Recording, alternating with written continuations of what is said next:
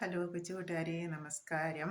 നമ്മൾ ഈ ചാനൽ തുടങ്ങിയിട്ടുള്ളത് പ്രധാനമായിട്ടും കുട്ടികൾക്ക് വേണ്ടിയിട്ടായിരുന്നു. കുട്ടികൾക്ക് basic science, basic mathematics, basic Malayalam കാര്യങ്ങളൊക്കെ പഠിച്ചു പോകുന്നതിനായിട്ട്.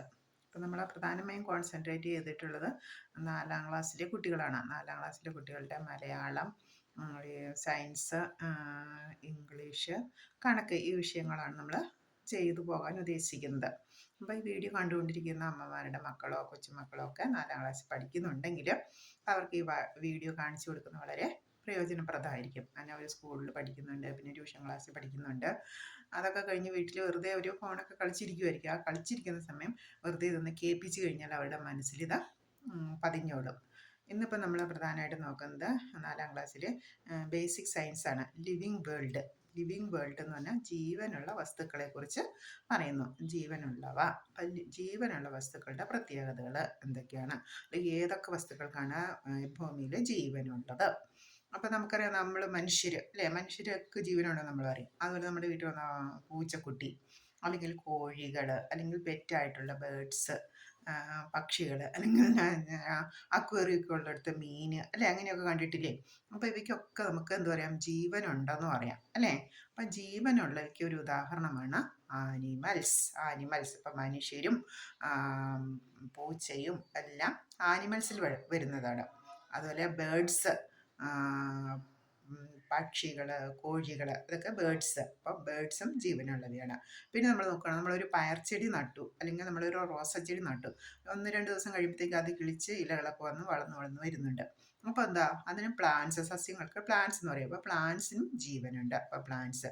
പിന്നെ നമ്മുടെ വീട്ടിൽ നോക്കുമ്പോൾ വലിയ മരങ്ങൾ, പ്ലാവ്, മാവ് അല്ലേ, പുളിമരം, അങ്ങനെ വലിയ മരങ്ങളാണ്. അപ്പം മരങ്ങൾക്ക് ട്രീസ് എന്ന് പറയുമ്പോൾ ട്രീസിനും ജീവനുണ്ട്. അപ്പം നമുക്ക് എക്സാമ്പിൾ പറയാം. Example for living things. First one animals, second one birds, third one plants, then fourth one trees. അപ്പം നമുക്കൊന്നുകൂടെ നോക്കാം. Trees, plants, animals, birds. ഇവയെല്ലാം എന്താണ്, living things.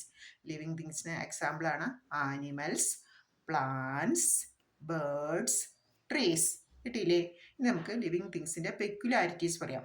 Living things grow, വളരുന്നു. ലിവിങ് തിങ്സ് വളരുന്നുണ്ട്. Living things grow. Living things breathe, നമ്മളൊക്കെ ശ്വസിക്കുന്നുണ്ട്. നമ്മൾ വായു ഉള്ളിലേക്ക് എടുക്കുകയും പുറത്തേക്ക് വിടുകയും ചെയ്യുന്നുണ്ട്. അതാണ് ബ്രീത്ത്. Living things breathe.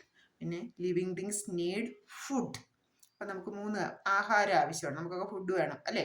നമ്മളൊക്കെ പൂച്ചയ്ക്കാണെങ്കിലും കോഴിക്കാണെങ്കിലും എല്ലാം നമ്മൾ തീറ്റ ഇട്ട് കൊടുക്കും.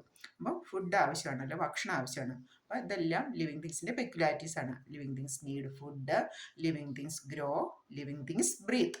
അപ്പോൾ ഇത്രയാണ് നമ്മൾ 3 കാര്യങ്ങൾ, ഇത്രയും കാര്യം പറഞ്ഞാൽ നമ്മൾ പഠിച്ചിട്ടുള്ളൂ. ഒന്ന് living things breathe, living things need food, living things grow. Example for living things: plants, trees, animals, birds. ഇനി ഒന്നുകൂടി ഉണ്ട്, മൈക്രോ ഓർഗാനിസംസ്. മണ്ണിനടിയിലുള്ള ചെറിയ ചെറിയ ജീവികൾ, ബാക്ടീരിയ തുടങ്ങിയ ചെറിയ ചെറിയ ജീവികൾ. ബാക്ടീരിയ, ഫംഗസ്, പ്രോട്ടോസോവ എന്നൊക്കെ ഇംഗ്ലീഷ് പറയും. അതൊക്കെ നിങ്ങൾ ഉയർന്ന ക്ലാസ്സിലേക്ക് വരുമ്പോൾ പഠിക്കും. ഇപ്പം മൈക്രോ ഓർഗാനിസംസ് അല്ലെങ്കിൽ സൂക്ഷ്മാണു ജീവികൾ. അപ്പം example for living things: plants, trees, animals, birds, micro organisms. നമുക്കിന്ന് നിർത്താം. നാളെ വീണ്ടും കാണാം അടുത്ത ടോപ്പിക്കുമായിട്ട്. Okay, bye bye.